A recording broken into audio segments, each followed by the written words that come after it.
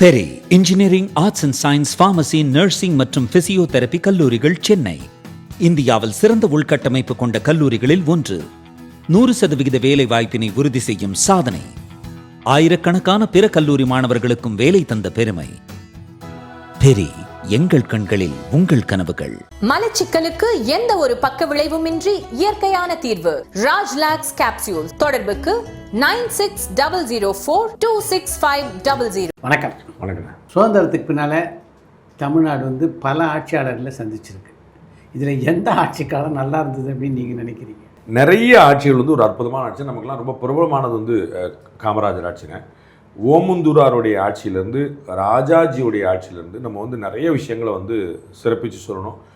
துரதிர்ஷ்டம் அவங்களுக்கு இன்றைக்கி இருக்கிற மாதிரியான மார்க்கெட்டிங் ஸ்கில்ஸ் இல்லை, அதை தேவையே இல்லைன்னு நினச்சிட்டாங்க.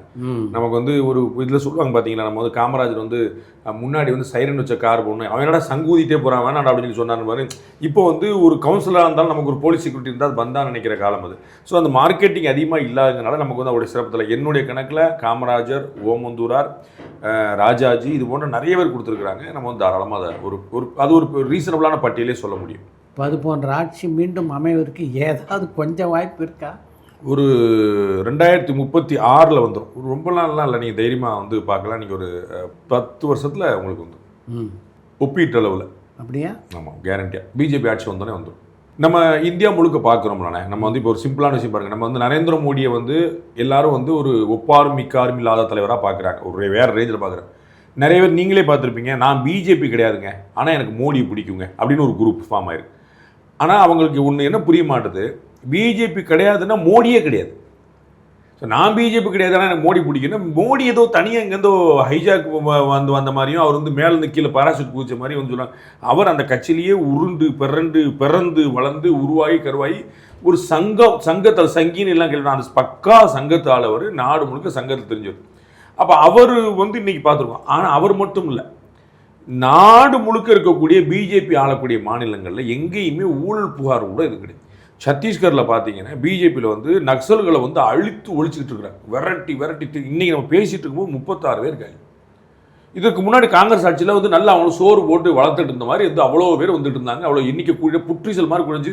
உங்களுக்கு நினைவு இருக்கும், இதுக்கு முன்னாடி காங்கிரஸ் ஆட்சி இருந்தபோது நேபாளில் ஆரம்பித்து நம்ம ஊர் தர்மபுரி வரைக்கும் ரெட் கார்டாக இருப்பாங்க. அந்த மேப் ஃபுல்லாக அப்படியே நிற்கும். அந்த மேப் ஃபுல்லாக கம்ப்ளீட்டாக பார்த்தீங்கன்னா ரெட் கார்டாக இருப்பாங்க. அது சிகப்பு கார்டாக வளாகமாக அந்த மாதிரி நிற்கும். இப்போ ஒன்றுமே இன்றைக்கி நவ் சத்தீஸ்கர்லேயும் தெலுங்கானாலையும் 2-3 இடத்துல 2-3 மாவட்டத்தில் மட்டுமே சுருங்கி போய் நின்றுச்சு. அப்போ சத்தீஸ்கருடைய முதலமைச்சர் நீங்கள் என்ன சொல்ல போகிறீங்க? அப்படி நீங்கள் அஸ்ஸாமுடைய முதலமைச்சர் என்ன சொல்ல போகிறீங்க? மகாராஷ்டிராவுடைய முதலமைச்சர் என்ன சொல்ல போகிறீங்க? இப்படி எந்த ஊழல் புகாருக்கும் ஆளாகாமல் எல்லா நம்ம நம்ம உத்தரப்பிரதேச மாநில முதலமைச்சர் யோகி ஆதித்யநாத் எவ்வளோ பேர். அப்போ இது not only limited to Modi. இந்த கட்சியே நான் சொல்றது ஒப்பீட்டளவில் திரும்ப நான் உலகத்தின் ஆகச்சிறந்த கட்சின்னு சொல்ல, இருக்கிற கட்சியிலே பெட்டர் கட்சின்னு நான் சொல்லுவேன். அதுதான். அப்போ நீங்கள் ஒப்பீட்டளவில் பார்த்தா எந்த புகாருக்கும் இல்லாமல் யோசிச்சு பாருங்க. கேரளாவில் இப்போ விழுங்கம் துறைமுகத்தை பாரத பிரதமர் திறந்து வச்சார். அவர் மார்க்சிஸ்ட் கம்யூனிஸ்டுக்கார். அதானி நீங்கள் எல்லாம் சொல்லுவீங்க பிஜேபிக்கு ஃபேவராக இருக்கிறோம். அவர் கொண்டு அங்கே அதை பண்ணுறார். பண்ண வேண்டாம்னு சொல்ல வேண்டியதானே?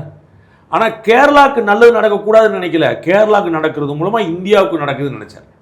உங்களுக்கு புரியுங்களா? நம்ம இப்போ அதை தமிழ்நாட்டிலே ஒன்று பண்ணி விட்டுக்கலாம். அது அதானியை பொறுத்தளவுக்கு அவர் எத்தனை போர்ட் கொடுத்தாலும் பண்ணிகிட்டே இருக்க போகிறார். 100-150 எண்ணிக்கை கூட இருக்குது. அப்போ கேரளா வேண்டாம் விடுப்பாங்க போயிட்டு தொடர்ந்து அவங்க 2வது முறை அவர் ஆட்சி கொண்டாங்க, அதை காலி கொண்டு அப்படின்னு சொல்லி நினைக்கல. அங்கே ஒரு வளர்ச்சி வந்தால், அங்கே ஒரு வேலை வந்தால், அதன் மூலமாக அந்த ஆட்சிக்கு நல்ல பேர் கிடைக்கும்ல. அதே நிகழ்ச்சியில் 2 பேருமே கலந்துட்டாங்கல்ல. கேரளா முதலமைச்சரும் பாரத பிரதமரும் கலந்துட்டாங்கல்ல. அப்படி பிஜேபியுடைய ஆட்சிங்கிறது சப்கா சாத் சப்கா விகாஸ் அப்படின்னு கொண்டு வருது. தமிழக முதலமைச்சர் இப்போ ரீசெண்டாக அவருடைய பேரில் ஒரு பிட் நோட்டீஸ் வெளி வந்துச்சு. வீடுதோறும் குடிநீர் இணைப்பு திட்டத்துக்கு ஜல் ஜீவன் திட்டத்தை பயன்படுத்திக் கொள்ளுங்கள். ஜல் ஜீவன் அப்படிங்கிற பேரை கேட்டாலே உங்களுக்கு தெரிஞ்சுக்கணும் தமிழ்நாடு அரசு திட்டம் இல்லைன்னு. தமிழ்நாடு அரசின் திட்டம் இல்லாத ஒன்றை தமிழ்நாடு முன்னிறுத்துன்னா நீங்கள் பார்த்து எவ்வளோ, ஏன்னா சென்ட்ரல் கவர்மெண்ட் காசு கொடுக்குது, கம்ப்ளீட்டாக நீங்கள் பண்ணலாம். அந்த மாதிரி சென்ட்ரல் கவர்மெண்ட் இது பிஜேபியா காங்கிரஸா டிஎம்கேவான்னு பார்க்காம எல்லாருக்கும் எல்லாம் அப்படிங்கிற செய்யுது. அந்த ஆட்சி தமிழ்நாட்டிலையும் வரும்போது அது ஒரு நல்ல ஆட்சியாக ஒப்பீட்டளவில் இருக்கும்னு நான் சொல்லுவேன். பொதுவாக பார்த்தீங்கன்னா எம்ஜிஆர் கூட ஊழல் இல்லாத ஒரு ஆட்சி அமைக்கணும்னு தான் வந்தார். ஆனால் அவருக்கே வந்து அது இல்லை சாத்தியம் நான் கம்பேர் பண்ணால் இன்னும் அவரும் பெட்டரான ஆட்சி தானே கொடுத்தாரு. அவருடைய ஆட்சியிலையோ ஜெயலலிதா ஆட்சியிலையோ கருணாநிதி ஆட்சியிலையோ எல்லாருடைய ஆட்சியிலையும் ஊழல் இருந்தது. நம்ம ஊழல் இல்லாத ஆட்சிங்கிறது காமராஜருக்கு பிறகு நம்ம வந்து அப்படி சொல்ல முடியல. அண்ணாவுடைய ஆட்சியிலையும் ஊழல் இல்லைன்னு சொல்லலாம். ஆனால் 2 வருஷம் தான் அந்த துரதிருஷ்டவசமாக இல்லை. அண்ணா மேலேயும் ஒரு ஊழல் புகார் கிடையாது. அதற்கு பிறகு வந்து தொடர்ந்து எல்லாமே வந்துச்சுங்க. ஆனால் அது நான் திருப்பி சொல்றது ஒப்பீட்டளவுலன்னு தான் நீங்கள் பார்க்கணும். இப்போ வந்து விபீஷணனும் ராட்சசன் தான், கும்பகர்ணனும் ராட்சசன் தான், ராவணனும் ராட்சசன் தான்.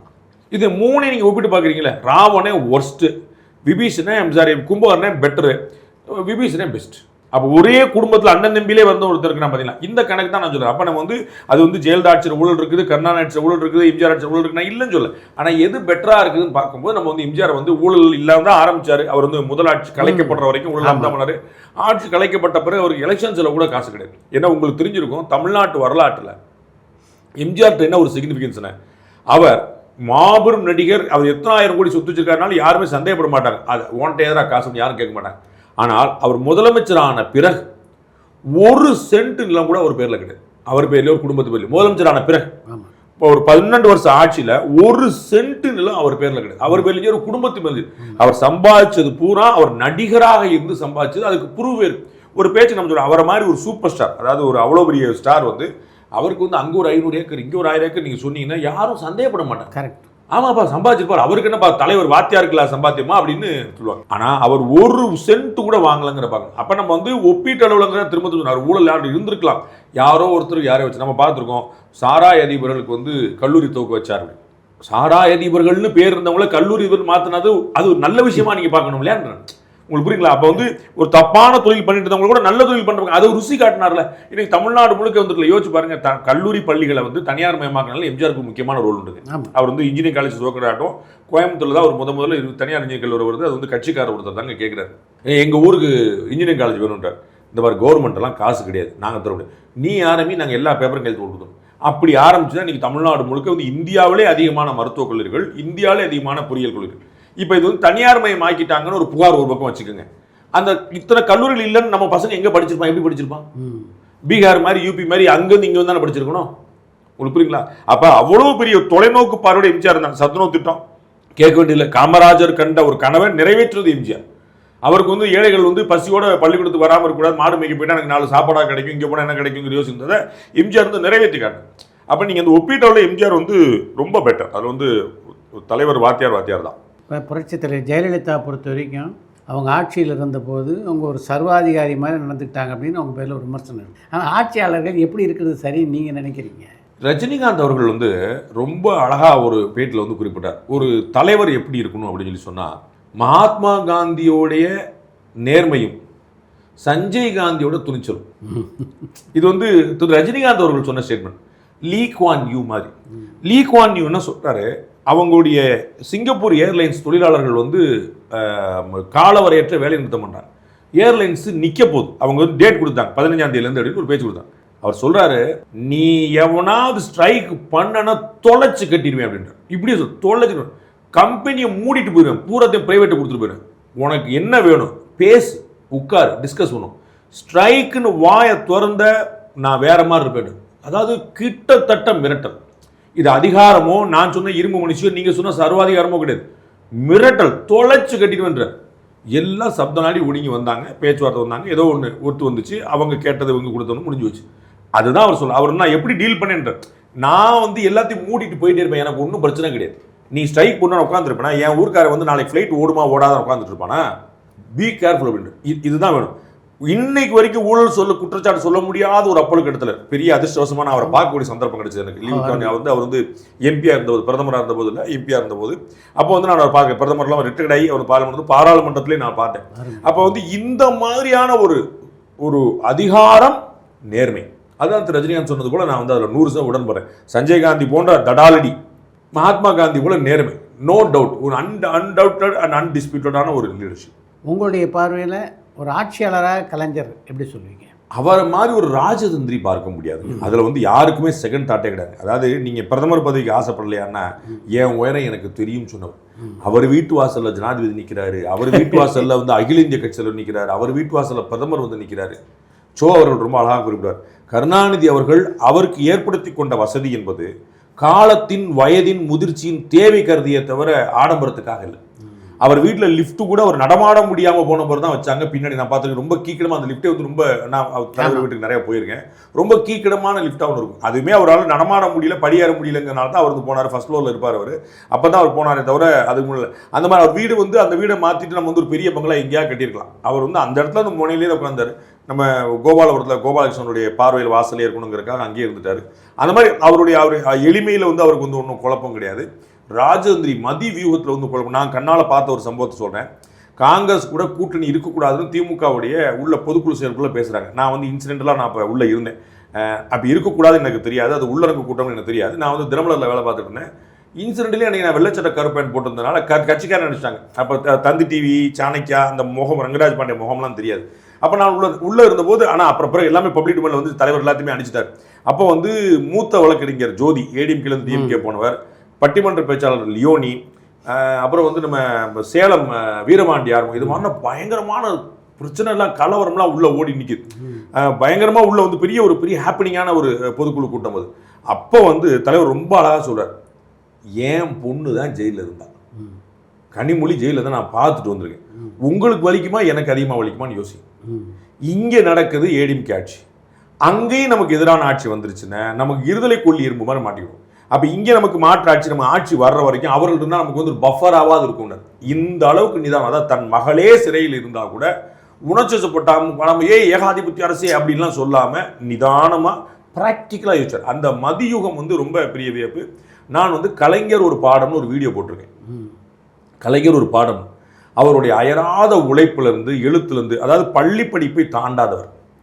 தொல்காப்பியம் படித்தாலே சாதனை, தொல்காப்பியம் படித்தா பெரிய விஷயம். உங்களுக்கு புரியுங்களா? அதாவது பள்ளி படிப்பை தாண்டாவதற்கு இன்ஃபீரியாரிட்டி காம்ப்ளெக்ஸ் வந்து ஓரமாக உட்காந்துருக்கணும். ஆனால் எனக்கு எது இல்லைன்னு 4 பேர் சொல்லுவாங்களோ அதை மீட்டெடுக்கிறதுக்கு கடுமையாக முயற்சி பண்ணி அது எக்ஸ்பர்ட் ஆகி மாஸ்டர் ஆகி அதில் வந்து தொல்காப்பிய பூங்கான்னு ஒரு உரை எழுதுனார்.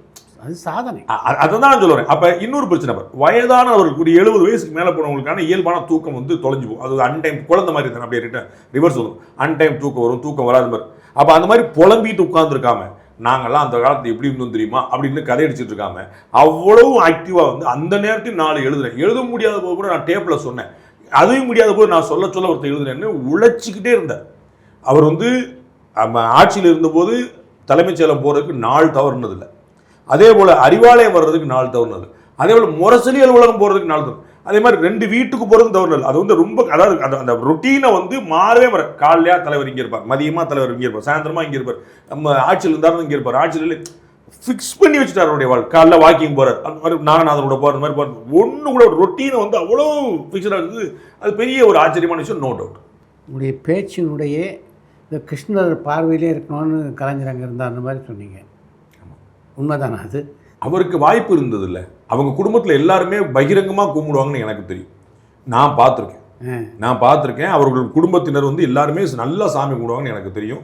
தமிழக முதலமைச்சருடைய மனைவி துர்காம்மா வந்து நம்ம எல்லாருமே பார்த்துருக்கோம், அவங்களுக்கு எல்லாம் தெரியும். அவங்க செல்வியக்கா, முதலமைச்சருடைய சகோதரி செல்வியக்கா, அவங்க கும்பிடுவாங்க எல்லாத்தையும். இதெல்லாம் நான் கண்ணாலே பார்த்துருக்கேன். இன்னும் நிறைய பேர் அதெல்லாம் நான் சொல்ல முடியல. எல்லா குடும்பத்தினர் எல்லாருமே பக்தியோடு இருப்பாங்க, அவங்களுக்குலாம் தெரியும். தலைவருக்கு மாற்றிக்கிறதுக்கான வாய்ப்பு இருந்துச்சுல்ல, அவர் அங்கே தானே இருந்தார். அவர் வந்து டெய்லி கோயில் பூஜை மணி அடிக்கலாம் போனால் அவங்களாம் ஹெல்ப் பண்ணுவாங்க. அங்கே கோயிலில் இருக்கக்கூடியவங்க எல்லாருக்குமே தெரியும், அந்த குடும்பமே ரொம்ப இணக்கமாக இருந்தது, இன்க்ளூடிங் திரு கலைஞர் உட்பட.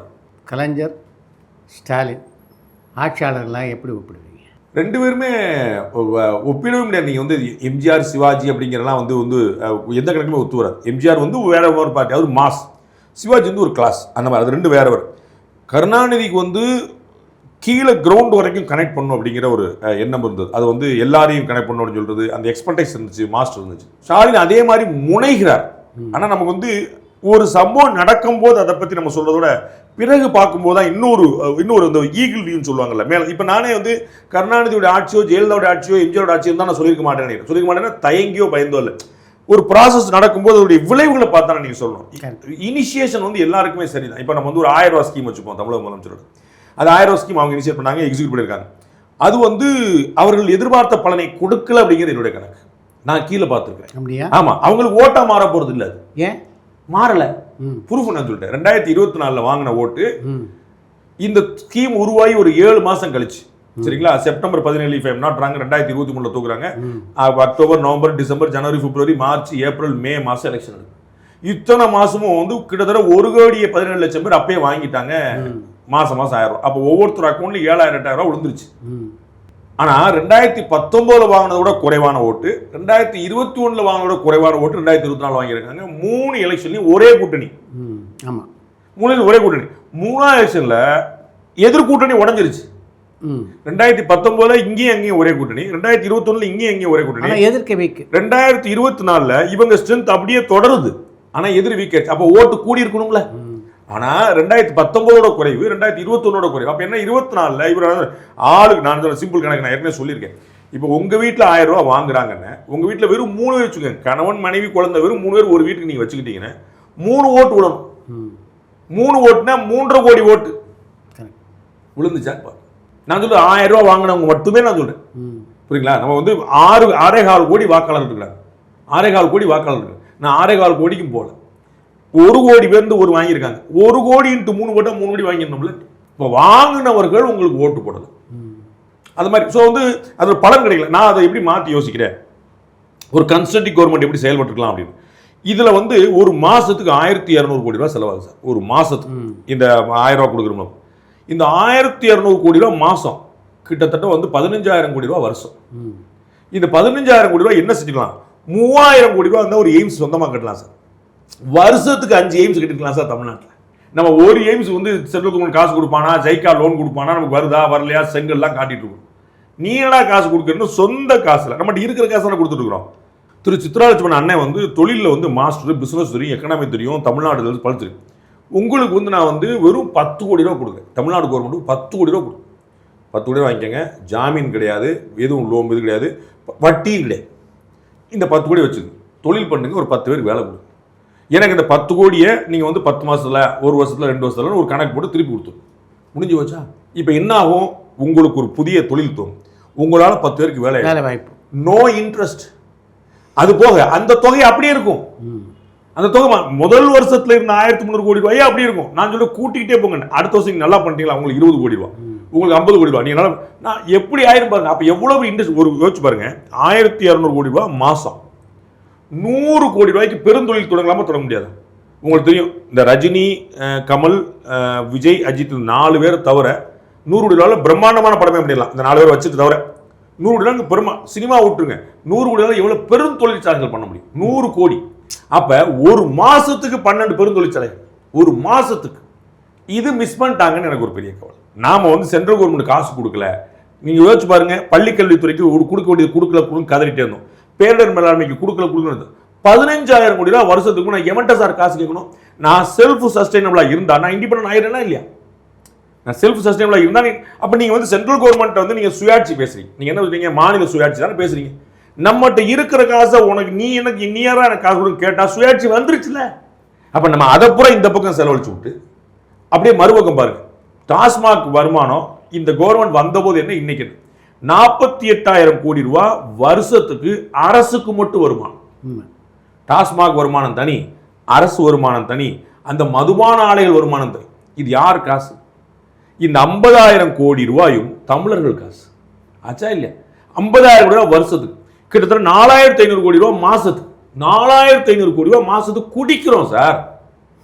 குடிக்கிறோம் 4,500 கோடி ரூபாய்க்கு எவ்ரி மந்த் ஆன் மந்த். எவ்வளவு பெரிய துயரம் பாருங்க. எவ்வளவு தாலி அறுப்பு, எவ்வளவு துயரம், எவ்வளவு விபத்து, எவ்வளவு தற்கொலைகள், எவ்வளவு அராஜகம், எவ்வளவு ப்ரொடக்டிவிட்டி கம்மியாகுது. அதெல்லாம் செய்ய வேண்டாம். 2016 தேர்தலுக்குள்ள பூர்ண மதுவிலக்கு கொண்டு வரும் தானே சொன்னாங்க. கொண்டு வந்தால் தானே சரியாக இருந்திருக்கும். அதை நாங்கள் அந்த தேர்தல் அறிக்கை இந்த தேர்தல் அறிக்கையில்ட்டாங்க. 2021 நாங்கள் சொல்லலை, 16 சொன்னாங்க. என்ன சொல்லுங்க.